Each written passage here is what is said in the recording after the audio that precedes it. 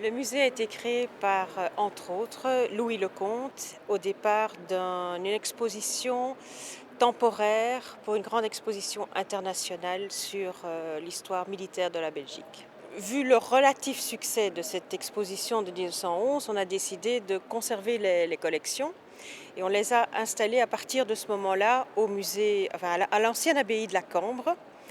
Et les collections devenant de plus en plus importantes après la Première Guerre mondiale, le musée et les collections se sont installés alors ici, au Palais du Cinquantenaire. Pour quelles raisons et pourquoi avoir créé ce musée? Alors, le but premier de ce musée, c'est d'éveiller l'intérêt dans l'histoire nationale pour les jeunes générations. Il y avait aussi un but patriotique et civique. Quel est l'élément le plus important de ce musée? Ça, c'est vraiment très difficile à répondre parce qu'on a des centaines de milliers de pièces. Donc je dirais que ça dépend un petit peu de l'intérêt de chaque visiteur. On a des pièces qui remontent au Moyen Âge, comme des armures, mais on a aussi des avions. Et c'est vrai que la section des avions attire à peu près le gros tiers de nos visiteurs. Mais par exemple, maintenant, depuis quelques années, on a installé les nouvelles collections que vous voyez ici derrière moi sur l'entre-deux-guerres et la Deuxième Guerre mondiale. Et ça c'est sûr que c'est très intéressant. On a une des premières collections au monde sur la Première Guerre mondiale. On a aussi des tanks. Donc c'est un musée qui est très très riche et qui a justement cette caractéristique assez unique de rassembler en un seul lieu les différents types de forces d'armée. Quelles sont les activités à réaliser à l'intérieur de ce musée? Alors, ou bien vous pouvez vous, vous promener librement à travers les salles. Vous pouvez être aidé dans votre visite par un audioguide, ou alors vous venez en petit groupe ou en grand groupe et vous demandez un guide. On a aussi des activités spéciales pour les enfants, parce qu'en fait ce musée passionne les enfants. Donc il était vraiment important de pouvoir leur offrir des activités liées à leur âge. Donc tous les ans, on fait des animations pour les familles, donc un petit parcours de famille. On a des stages en été et tout au long de l'année, on a des animations. Alors évidemment, quand on travaille sur un sujet aussi pointu ou aussi, je dirais, sensible que l'armée, euh, quand on travaille sur ce sujet avec des enfants, il faut évidemment faire attention justement de ne pas tomber dans l'apologie de la guerre, de l'armée, de l'uniforme, etc. Mais le musée est tellement riche qu'on peut l'aborder de 36 manières différentes. Alors, pourquoi c'est utile au cinquantenaire?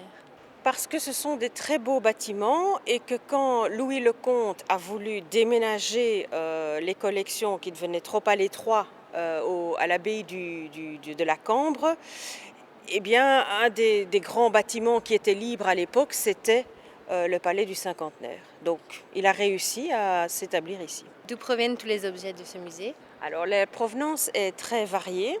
Soit ce sont des objets qui viennent de l'armée, donc par exemple des armes qu'on n'emploie plus dans l'armée, que l'armée nous donne, soit des dons de collectionneurs, soit des achats. Voilà, des échanges parfois aussi avec d'autres musées, d'autres nations, parce que évidemment, si on parle du musée de l'armée avec des collections depuis le Moyen Âge, il est évident que les pièces qu'on a dans le musée ne sont pas uniquement belges. Donc on a des pièces internationales et c'est là-dedans évidemment que les échanges avec d'autres musées sont très importants. Est-il connu dans le monde, le musée? Eh bien, je crois qu'il est plus connu à l'étranger qu'en Belgique. Il a une image assez négative en Belgique et je crois qu'à l'étranger, plus conscient de ses richesses. Et pourquoi? Pourquoi il est mal connu en Oui. Belgique? Eh bien, parce que la Belgique est foncièrement un pays antimilitariste Ah. et que donc on est très, comment dire, très méfiant par rapport à l'histoire militaire, l'histoire des guerres, etc.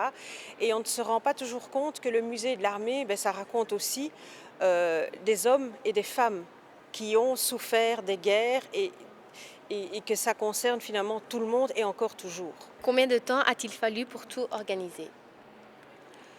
Je dirais, il continue à s'organiser.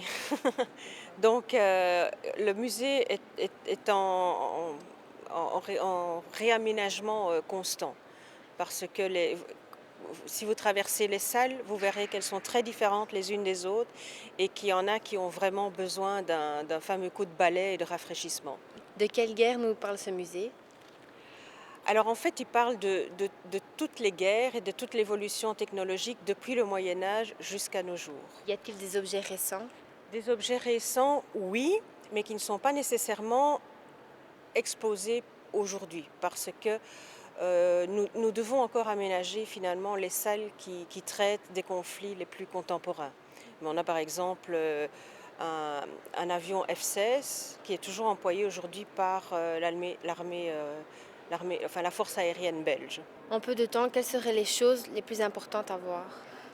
Ah, je dirais cette partie ici, parce que c'est la plus récente, c'est celle qui offre le plus de diversité. C'est aussi un sujet, l'entre-deux-guerres, Deuxième Guerre mondiale, qui parle sans doute beaucoup plus facilement aux gens, parce qu'il y a encore quand même des générations qui ont vécu cette époque et qui peuvent alors transmettre plus facilement leurs expériences à travers les objets qu'ils voient ici, peuvent les transmettre à leurs enfants ou à leurs petits-enfants. En quoi ce musée peut-il intéresser des jeunes de notre âge? Je crois qu'il peut être intéressant pour des jeunes, pour justement se rendre compte de certains phénomènes, comme par exemple les totalitarismes, l'intolérance, la propagande. On fait par exemple un atelier pour les jeunes sur la propagande. Ce sont tous des phénomènes auxquels ils peuvent encore être soumis aujourd'hui. Et donc c'est important, je crois, qu'ils se rendent compte, en visitant ce musée, qu'ils parviennent à décortiquer ces mécanismes pour être plus attentifs aujourd'hui dans le monde actuel. Est-il un hommage aux militaires ayant fait la guerre? Dans un certain sens, oui, il est un hommage, mais il ne se veut pas une glorification. Donc il y a une différence entre dire que c'est magnifique de faire la guerre et que tous les militaires sont des grands hommes, etc. Ça, c'est un côté. Et un autre côté, c'est, oui, quand même rendre hommage, surtout dans le cas de la Belgique, je dirais, où nous avons quand même rarement fait des guerres de conquête, à part la partie sur le Congo. Là, oui, ce sont des expéditions de conquête. Mais sinon, en fait, la plupart des guerres, en tous les cas les plus récentes, auxquelles nous avons participé, sont des guerres où nous avons été entraînés et où nous avons été obligés de défendre notre territoire. Toutes les armes que vous avez ici, ce sont des vraies armes ou ce sont des répliques? Non, toutes les armes sont vraies, tous les uniformes, tout le matériel roulant, tous les avions, tout est vrai. Et quand parfois, pour un diorama par exemple, on doit mettre un uniforme en fac-similé, normalement c'est indiqué. Est-ce qu'il faut un certain âge pour pouvoir entrer dans ce musée?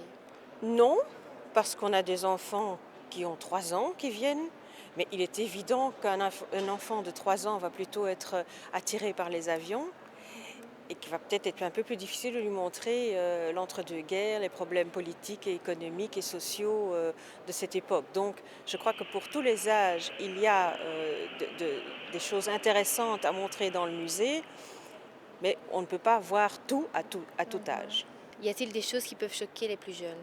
Oui, parfois. Oui, effectivement. Dans la partie qui se trouve ici, juste au premier étage, on a une évocation des prisonniers politiques pendant la Deuxième Guerre mondiale. Et donc, on a des images de camps de concentration. Oui, là, ça, effectivement, ça peut être choquant. Est-ce que les créateurs faisaient partie de l'armée? Les créateurs, oui. Oui, Louis du Lecomte musée. était un officier de l'armée belge. Oui, tout à fait. Est-ce que les histoires racontées dans ce musée sont-elles toutes des témoignages? Oui, dans un certain sens, oui, bien sûr. Même quand on parle d'un soldat du 19e siècle et qu'on explique comment il devient soldat, pourquoi il devient soldat, pourquoi il doit se battre, etc. Oui, ce sont des témoignages. C'est en ça qu'un musée est intéressant, c'est parce qu'il expose des objets qui sont eux-mêmes des témoins du passé. Pourquoi un musée de la guerre et pas de la paix? C'est pas un musée de la guerre. C'est un musée de l'armée et d'histoire militaire. Et j'insiste justement très fort sur le fait qu'on ne s'appelle pas un musée de la guerre. Mais c'est un fait que ce nom a été choisi par Louis Lecomte dès la création de la section à l'exposition universelle. Et aujourd'hui, c'est un nom qui nous dessert, tout à fait. Il faudrait pouvoir trouver une autre dénomination. Est-ce que le musée organise des ateliers de sensibilisation? Par exemple, montrer des vidéos de guerre ou des tas de choses pour enfin, pas pour les enfants, mais pour les jeunes de notre âge aussi. Oui, par exemple, là tout à l'heure j'ai évoqué l'atelier sur la propagande. Donc ça, effectivement, on part d'affiches de propagande de la Deuxième Guerre mondiale qui sont montrées dans les salles. On fait comprendre aux élèves tous les mécanismes qui amènent à la propagande et on leur demande de faire un exercice par eux-mêmes pour créer eux-mêmes une affiche de propagande sur un thème volontairement provocateur, l'école est mauvais pour la santé.